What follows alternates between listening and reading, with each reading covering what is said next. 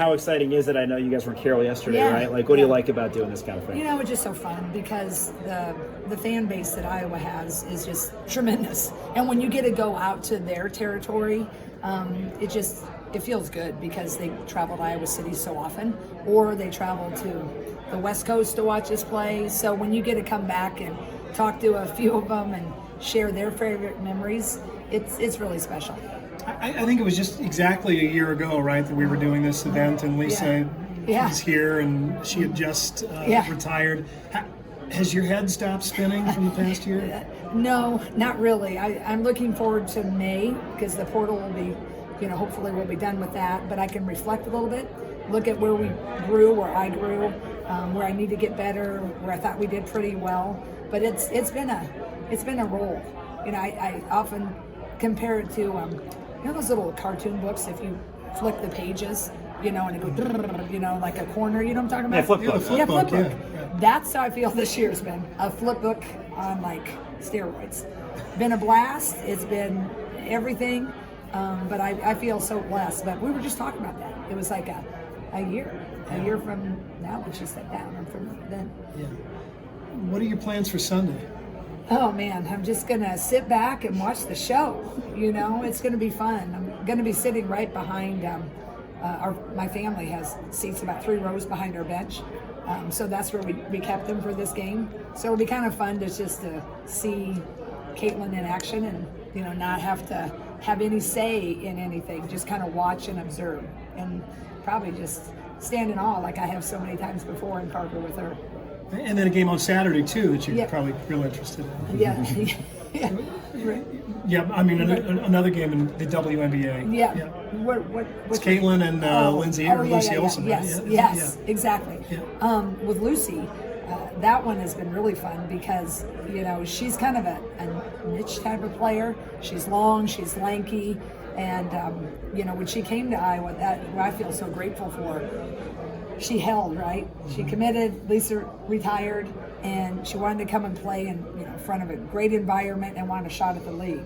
So when we saw her name, get called in that second round, and for her to have made it to this weekend is a great, great sign. So I'm excied to see what that's going to be. What's it going to be like to see both Lucy and Caitlin wearing WNBA jerseys in Carver? It's just going to be so fun because. There's not very many teams, universities, that have multiple players in the league. And right now, we have 4. I have Kate Martin, Megan Gustafson, Caitlin, and Lucy.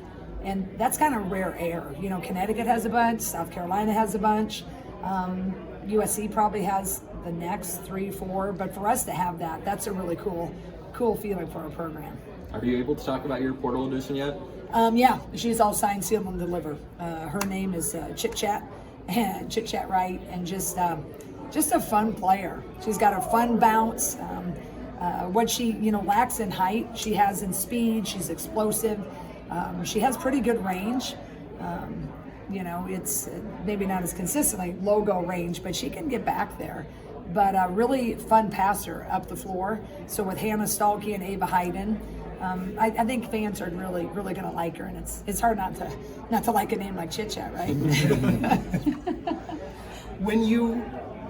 Did you play in the field house at Drake? I did. Drake? Okay. Yeah, can you believe that? You were a and so did my senior as a grandmother in the freshman. state tournament in 1921.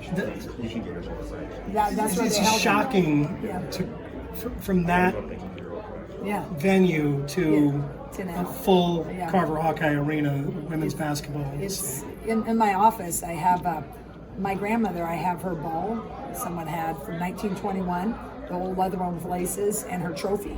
And then I have the Final Four stuff. It's like modern, old. I mean, 103, 104 years separated.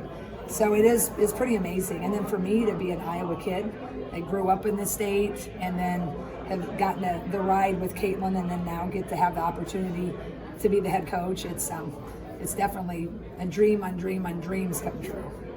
Jan, thank you very much. Will it ever become real? I don't know, because even whether it's the hard times, the challenging times, the fun times, it's all cool. I think the state of Iowa is so special. I love being an Iowa product. But our fan base is fantastic. And then to get to be a Hawkeye coach, one thing we probably don't have time to put this on the air, but just to share a story, what gets me every time when I'm driving down the interstate, and you see the license plates, the little frames that say the University of Iowa or Go Hawks.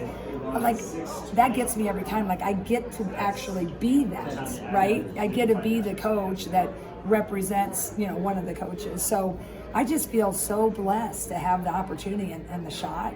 And then it's so fun to come, back to Des Moines because I love Drake, right? Being a Drake product and coach way back. So I feel really, really blessed for sure. You mentioned the flip book of the first year. What's the biggest thing you've learned kind of going through that flip book? I think, and that's a good question. I'm still reflecting. But I think the speed of which decisions need to be made. And right, wrong, or indifferent, you make it and you move on. You can't stick too much on a good one or stick too much on a not so good one. It changes. And the pace of a game, just the game to game, but just the, what's ever on the docket for that week.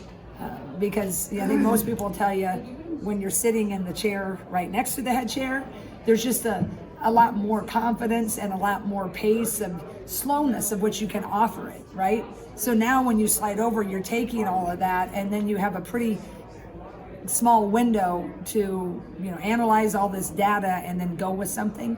So I think that's what I really learned and I think got better at over the year. But it's the pace of decisions and how many there are. Are you guys still looking in the portal, or do you feel comfortable? I feel we got the piece we absolutely had to have. Mm-hmm. Now there is a couple kids that I'm vetting. And for us, the portal is it's always been about that fit. Even if a kid, might be 6'5" and can hit the rim and all the things, it's they've gotta fit what we do, and then when I talk to them or they take the visit, how that gels. Because I think kind of what makes Iowa a little, different, or I'd like to think enjoyable to watch, is that culture piece and how we play together, and people are pretty selfless. So that's the thing with the portal, is striking that balance, is getting pieces to make you better, but making sure that they still fit. Because you're, like I've always said, the portal is like speed dating, and then you're asked to sign a prenup, and you're not quite sure of the prenup, but then you're going to sign it and move in together real fast. And so it's finding that to make it last, because I prefer to recruit a kid since their freshman year. We all do. So long-winded answer, maybe.